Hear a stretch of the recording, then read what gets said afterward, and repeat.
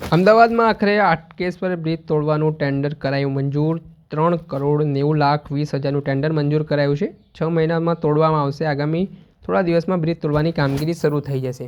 અગાઉ બ્રિજ તોડી નવા બનાવવાનું ટેન્ડર કરવામાં આવ્યું હતું. 113 કરોડના ખર્ચ હોવાથી વિવાદ થયો હતો અને આખરે માત્ર બ્રિજ તોડવાનું ટેન્ડર કરાયું છે. શ્રી ગણેશ કન્સ્ટ્રક્શનને મળ્યું છે બ્રિજ તોડવાનું કોન્ટ્રાક્ટર. માથાના દુખાવા સમાન હાટકેશ્વર બ્રિજ તોડવાનો નિર્ણય. 6 મહિનાની અંદર બ્રિજ તોડી પાડવામાં આવશે. પ્રી મોન્સૂન પછી હાટકેશ્વર બ્રિજ તોડી પાડવામાં આવશે. ગંભીરા બ્રિજ દુર્ઘટના બાદ એમસી જાગ્યું. અમદાવાદ શહેરના બ્રિજોની તપાસ થશે. બ્રિજના સ્ટ્રક્ચર સ્ટેબિલિટી રિપોર્ટ કરવામાં આવશે. 15 વર્ષ પહેલાં બનેલા બ્રિજને તે પહેલાં તપાસવામાં આવશે. અમદાવાદમાં કુલ 92 જેટલા બ્રિજ આવેલા છે, જે 3 બ્રિજના ફરીથી લોડ ટેસ્ટ કરવામાં આવશે. નદીના જૂના બ્રિજો અને લોડ ટેસ્ટ ફરીથી કરવામાં આવશે. લોડ ટેસ્ટથી બ્રિજની ભાર વહન ક્ષમતા આવે છે ખ્યાલ. નહેરુ બ્રિજ, ગાંધી બ્રિજને કરવામાં આવશે લોડ ટેસ્ટ. અમદાવાદ શહેરમાં કુલ 92 બ્રિજ આવેલા છે. એએમસી હસ્તક 76 અને 14 રેલવે, NHAI 1 તેમજ GIDC હસ્તક 1 બ્રિજ આવેલું છે. આ મામલે શું કહી રહ્યા છે સ્ટેન્ડિંગ કમિટીના ચેરમેન દેવાંગ દાણી અને deputy municipal commissioner Miraj Parikh, તે સાંભળી લો. પૂર્વ વિસ્તારની અંદર હાટકેશ્વર બ્રિજ એક મોટી સમસ્યા હતી. ક્યારે એ તોડાય અને ત્યાંના રહીશોને તેમાંથી મુક્તિ મળે.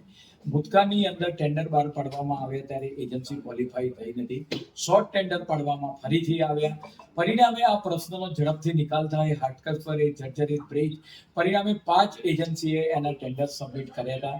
તેમાંથી 3 એજન્સી ક્વોલિફાઈ થઈ અને ફાઇનલી L1 આવેલી જે એજન્સી છે કે ગણેશ કન્સ્ટ્રક્શન કંપનીને આજે 3,90,00,000ના ખર્ચે એને બિડ ભર્યું હતું અને L1 આવવાને કારણે આ જે બ્રિજ છે, જે તોડવાની જે સમસ્યા હતી, ત્યાંની ટ્રાફિકની સમસ્યા હતી, એની અંદરથી ત્યાંના લોકોને મુક્તિ મળશે. આમ પૂર્વ અમદાવાદની એક મોટાભાગની જે સમસ્યા ગણી શકાય, હાટકેશ્વર બ્રિજ ઘણા સમયથી જર્જરિત અવસ્થામાં હતો અને એના તોડવા માટેના ટેન્ડરો અવારનવાર કરવામાં આવતા હતા અને આ વખતે કોર્પોરેશન દ્વારા આના L1 બિડરને આનું કામ આપવામાં આવશે અને આ કામગીરી એને 6 મહિનાની અંદર એને કમ્પ્લીટ કરવામાં આવશે. પરિણામે આ પૂર્વની એક મોટી એક સમસ્યા દૂર થશે. એમાંથી જે લોખંડ સ્ટીલ નીકળવાનો છે, હાલમાં પૂર્વ પટ્ટાની અંદર હાટકેશ્વરની બ્રિજની જગ્યાએ નવો બ્રિજ બનાવવાની અત્યારે કોઈ ચર્ચા વિચારણા થઈ નથી. હાલ તો આજના તબક્કે જે નગરજનોને પૂર્વ વિસ્તારમાં હાટકેશ્વર બ્રિજને કારણે જે તકલીફ પડી રહી છે, તો પહેલી પ્રાયોરિટી અમારી એની ડિમોલિશનનું છે અને એમાંથી જે સ્ટીલ અને આપણે વાત કરી ફેબ્રિકેટર આઇટમ નીકળશે એ આજે 9,20,00,000નો અંદાજ બનાવવામાં આવ્યો હતો. એનો જે 3,90,00,000માં L1 બિલ્ડર ગણેશ કન્સ્ટ્રક્શનને આ લાગેલું છે. વરસાદ રોકાયો છે તો કેટલી જગ્યાએ પેચવર્ક થયું છે, શું સ્થિતિ? મહાનગરપાલિકાને પોતાનો વાત કરીએ કે હોટમિક્સ પ્લાન્ટ આવેલો છે. પરિણામે વરસાદની પરિસ્થિતિ બાદ યુદ્ધના ધોરણે મોટા ભાગના જે આપણે વાત કરીએ હોલ્સ હોય અને જ્યાં પેચવર્કની જરૂરિયાત હોય એ કામગીરી હાલ ચાલી રહી છે. ગઈકાલ બપોરથી 1100 ટન જેટલો માલ મહાનગરના 7 ઝોનની અંદર એ પેચવર્કમાં અને ખાડાપૂરવામાં વાપરવામાં આવે છે અને મહાનગર ફરીથી ધબકતું થઈ રહ્યું છે. આવનાર ટૂંક જ સમયની અંદર જે પણ નાના મોટા ખાડા હશે, અમારા તમામ અધિકારીઓ, ડીવાયએમસી, કમિશનરશ્રી, કોર્પોરેટરો, ચેરમેનો, મેયરશ્રી, તમામ લોકો આના પર બારીકાઈથી નજર રાખી રહ્યા છે અને ફરીથી આવનાર સમયગાળા દરમિયાન આ તમામ જે ખાડાઓ છે અને ટ્રાફિક નોર્મલ થઈ જાય તે માટેના પ્રયત્ન હાલમાં ચાલી રહ્યા છે. સર, વડોદરાની જે બ્રિજ તૂટવાની ઘટના બાદ એમ્સને જે વિષય લાગે છે, આપણે શું કાર્યવાહી કરી? શું છે આપણે અમદાવાદમાં કુલ અત્યારે આપણા 92 બ્રિજીસ અત્યારે છે, જેમાંથી વ્હીકલની મૂવમેન્ટ થાય છે.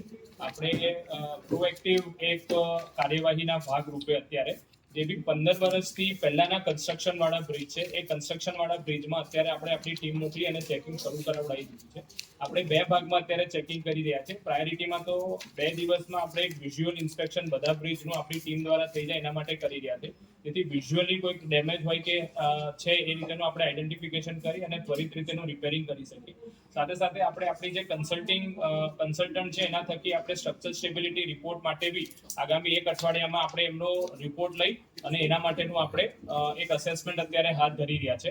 સાથોસાથ જેટલા બી આપણા બ્રિજ છે એમાં દર વર્ષે આપણે સ્ટ્રક્ચર સ્ટેબિલિટી ગુજરાત સરકારની માન્ય જે બી કન્સલ્ટિંગ ફર્મ હોય છે એના મારફતે આપણે એનું સ્ટ્રક્ચર સ્ટેબિલિટી રિપોર્ટ કરી અને એના આધારે આપણે બધા બ્રિજનું પીરિયોડિક આપણે ચેકઅપ બી કરતા હોઈએ છીએ અને એના અનુસંધાને જે નાના મોટા રિપેરિંગ હોય છે નાના મોટા રિપેરિંગ બી આપણે ત્યારે કરતા હોઈએ છીએ. એટલે અત્યારે જે પરિસ્થિતિ છે એમાં પીરિયોડિક ઇન્સ્પેક્શન પ્રમાણે જે નાના મોટા ચેન્જીસ ગયા વખતે રિપેરિંગ બી આપણે કરી દેવામાં આવ્યા છે. સાથે સાથે જેવું કે આપ સૌ જાણો છો કે હેરિટેજમાં એલિસ બ્રિજ છે એનું બી આપણે આખું રિનોવેશન કરીને નવેસરથી કરી રહ્યા છે. એટલે આપણે પીરિયોડિક ઇન્સ્પેક્શન બી કરીએ છીએ અને અત્યારે જે દુઃખદ ઘટના બની છે એના અનુસંધાનમાં અમદાવાદ મ્યુનિસિપલ કોર્પોરેશન પ્રાયોરિટીમાં સૌ બ્રિજનું ચેકઅપ કરી અને એનો સ્ટેબિલિટી રિપોર્ટ પણ લઈ લેશે. રીલોડ ટેસ્ટ કરવાના એવા કયા આઈડેન્ટિફાયર ક્યાં કરવાનું છે? એટલે આપણે અત્યારે આરએનબી ની ગાઈડલાઈન પ્રમાણે લોડ ટેસ્ટ અત્યારે નથી. આરએનબી ની ગાઈડલાઈન પ્રમાણે જે પીરિયોડિક ચેકઅપ આપણે કરતા હોઈએ છીએ એ આપણે કરશું. પણ એક આગમચેતીના ભાગરૂપે આપણે જે નદી ઉપરના બ્રિજ આઈડેન્ટિફિકેશન કરી અને જ્યાં વધારે જૂના હોય કે વધારે સમય પહેલા બન્યા હોય એમાં અમે લોડ ટેસ્ટ કરવાનું એક પ્રોએક્ટિવ મેજરના રૂપે અત્યારે પ્લાનિંગ કરી રહ્યા છે. લોડ ટેસ્ટ જનરલી બ્રિજ બન્યા પછી એના ઉપર કરી અને એનું બ્રિજને એનઓસી આપવામાં આવે છે. પણ અમે એ જે લોડ માટે ડિઝાઇન થયો તો બ્રિજ એ જ લોડ કરીને અત્યારે બી અમે ચેકઅપ કરવા માંગીએ છીએ જેથી પ્રોએક્ટિવ રીતે ભવિષ્યમાં આવી રીતની કોઈ ઘટના ના બને એના પ્રોએક્ટિવ રીતે અત્યારે કોર્પોરેશન કામ. દર્શક મિત્રો, આવા જ નવા વિડીયો સાથે આપણે માહિતગાર કરતા રહીશું. એટલે એન કવરેજ ન્યૂઝ જોતા રહો.